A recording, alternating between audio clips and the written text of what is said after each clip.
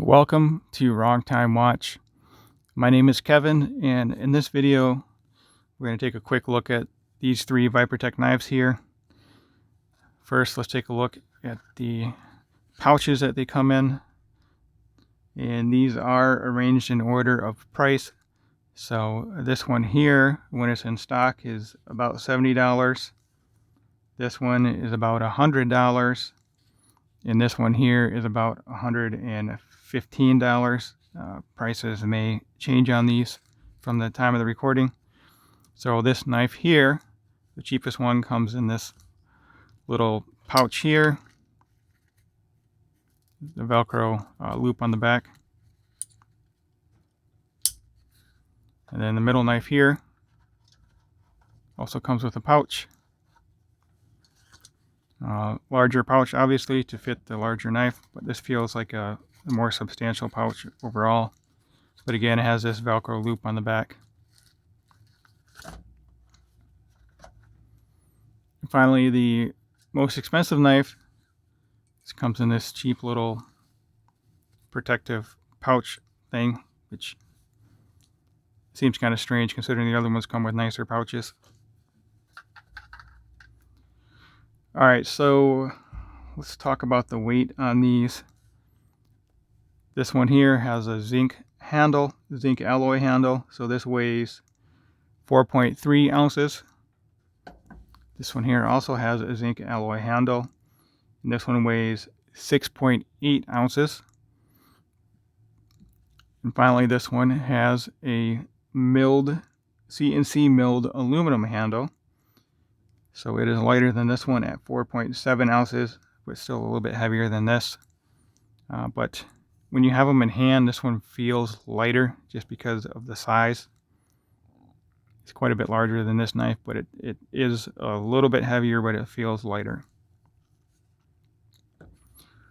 This one is the ViperTech Mini Black Ghost Double Action out the front. And this one here, you have different blade choices for this. I chose the double edge blade.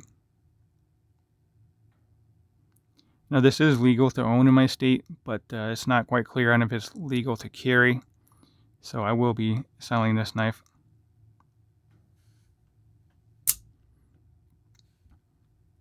Pocket clips feels pretty strong. It does have this glass break thing on here with the lanyard holes. And also this little piece of metal sticking off of here, which I'm not sure what that's supposed to be for. It does have a hole in here, so I'm assuming that's a lanyard loop as well. These are all constructed the same, just two halves of metal that are held together by screws. It seems to be pretty standard, but I don't have experience with the more expensive Benchmade or Microtech out the front knives. So overall length on this one is 7 inches with a 2.75 inch blade. Blade thickness and blade widths are essentially the same on all of these. Blade thickness is definitely the same. It's 0.11 inches. Blade width on this one is 1/2 inch. This one here is 0.75 inches. And this one here is also 0.75 inches, or 3/4 of an inch.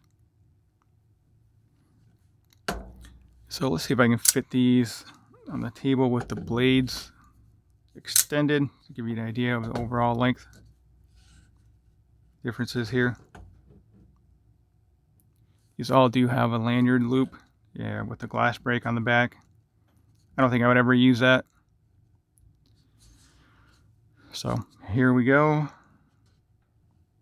Get them lined up a little better than this. So again, this one is 7 inches overall. This one's 7.75. And this one is 9 inches. I took those measurements off the website and it doesn't look quite right here on the screen. So let's take a quick measurement with my free, so-called free tape measure. Of course, it's not long enough to measure this one.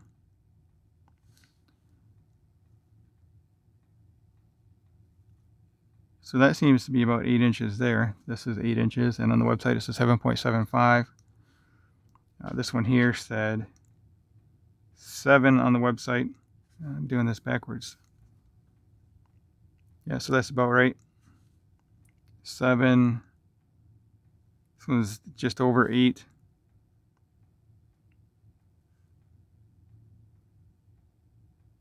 This one's not quite 9, but yeah, so just a quick look at that.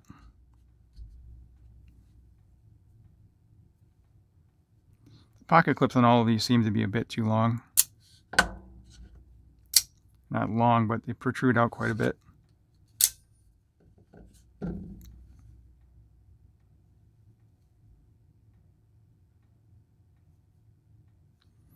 This one here does have D2 steel, so it has a better knife steel than these other two. These two are 440C. Went with the drop point blade on this one. Also, this one has a drop point blade. I like the fuller on this one better, or blood groove, whatever you want to call it, versus this one here. This one's kind of a weird shape. This one here looks more purposeful. Also looks a little nicer with the black here, stainless, and then black inside of there. Just need to be careful when sharpening this one. I've had another knife in the past with a black blade, and when I sharpened it, I kind of scratched it up. But you know, I'm a novice at knives. Don't have that many.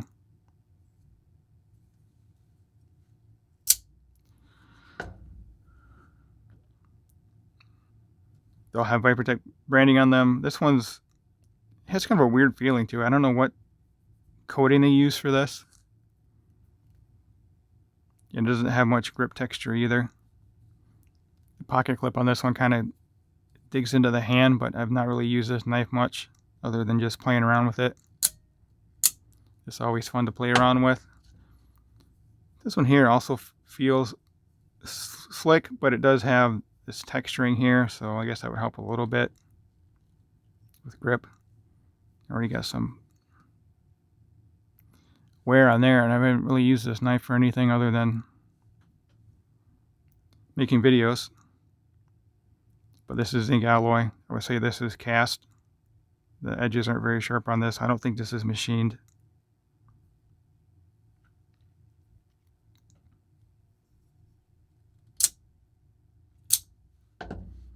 And this one here is definitely machined. It has sharp edges. I would say this is, well, this is obviously anodized. I guess I wouldn't say obviously, but it is anodized. It's seen as aluminum. So if I had to pick among these, I don't know if I would pick any of these knives.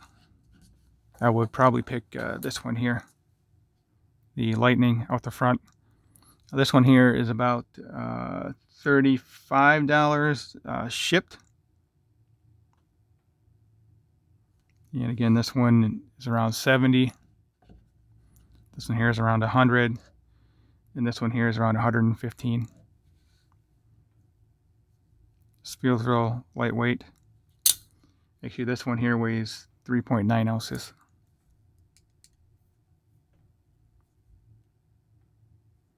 So anyway, that will conclude today's video. As always, thank you for watching, and I'll catch you on the next video.